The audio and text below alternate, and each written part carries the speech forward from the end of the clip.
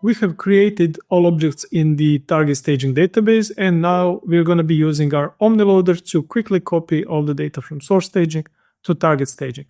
So if we open Omni Loader and create a new full table copy project here, we'll go from Azure SQL database and just change to exact same one we use for source staging in SQL Tran. Of course, let's go Fabric Warehouse. Same one we use as target staging, and click finish.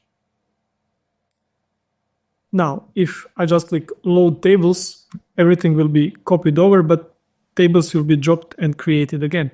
This is the default mode, so let's not do that. Instead, I'm going to say expect existing to preserve the exact same structure that SQL Tran has already created.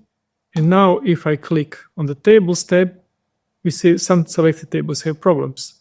The reason for that is that we have some tables with computed columns, which Omni Loader is throwing an error about.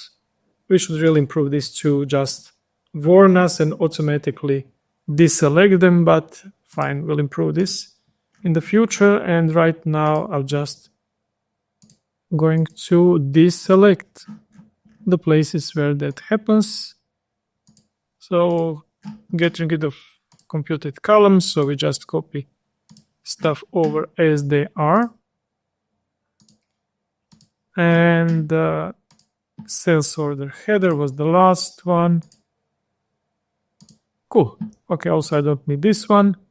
So yeah, load tables, expect existing. Omni Loader is going to be copying everything very quickly by truncating data and loading everything over.